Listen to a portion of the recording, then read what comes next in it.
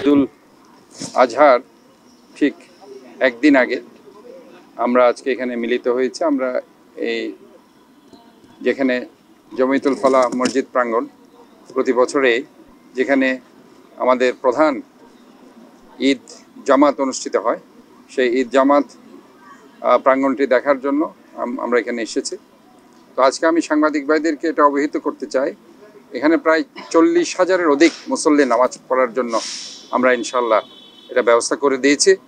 এবং এখানে দুটি জামাত হবে, একটি 7:30টায় আর একটা হচ্ছে 8:30টায়।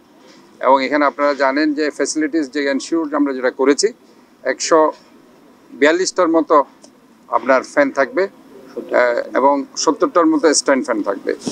আর এখানে সিসিটিভি ফুটেজ থাকবে সার্বক্ষণিক, যাতে এখানে আমরা তার নিরাপত্তা জোরদার করার জন্য। বান্ডেল থাকলে প্রতি সেনমানিতে টাকা বাঁচবে। বিকাশ সেনমানি বান্ডেল কিনে জিতুন প্রতি লেনদেনে। আর বিশেষ করে এখানে হর্ন থাকবে প্রায় 80টির মতো হর্ন থাকবে এবং সার্বক্ষণিক এখানে পানির ব্যবস্থা করা হবে বাউচারের মাধ্যমে। আর সবচেয়ে বেশি সমস্যা হয় আমরা দেখেছি যে বের হওয়ার সময় যে সংকীর্ণ যে জায়গাটা, অনেক সময় তারা হুড়মুড় করে বের হতে গিয়ে অনেকে সেটা আহত হয় অথবা সেখানে তাদের কিছু সমস্যা হয়ে যায়, ডিসকমফোর্ট ফিল করে। সো সেটা যাতে না হয় তার ব্যবস্থা ইনশাল্লাহ আমরা করে দিচ্ছি, সেটাকে আমরা একটা ওয়াইড করে দিচ্ছি, সো দ্যাট আমরা মোটামুটি সব ফ্যাসিলিটিসগুলো আমরা এনশিওর করছি। ব্যবস্থাপনার জায়গায় আমি বলছি, এর আগেও আমরা অ্যাডভার্টাইজমেন্ট দিয়েছি, আজকে পত্রিকাতে আপনারা দেখেছেন, কিছু পত্রিকাতে আমরা অ্যাডভার্টাইজমেন্ট দিয়েছি।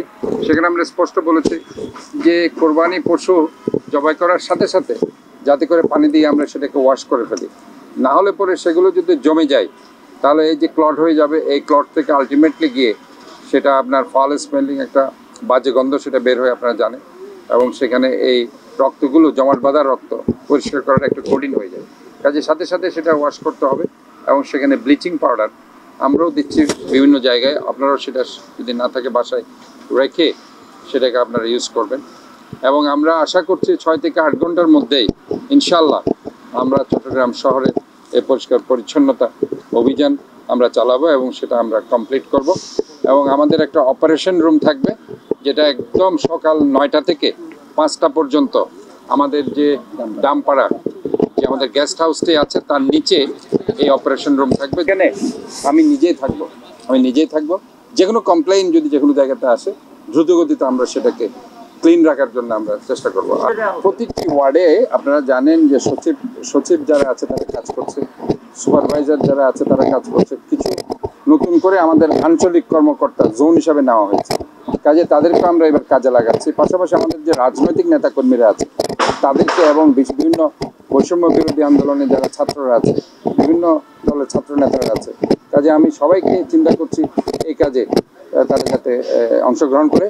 এবং বিভিন্ন সংস্থা যারা আছে তারাও প্রাইভেট যারা ওই যে বাংলাদেশ থেকে শুরু করে অন্য বিদ্যানন্দ সহ অন্যান্য যারা ফাউন্ডেশন আমাদের সাথে দীর্ঘদিন ধরে কাজ করছে, তারাও এইসব কাজে অংশগ্রহণ করবে বলে আমি আশা রাখছি। আমরা বলে দিয়েছি 9টা থেকে 5টা, সকাল 9টা থেকে 5টার মধ্যে আমরা ইনশাল্লাহ এই ক্লিন আপ কর্মসূচিগুলো সম্পন্ন করব।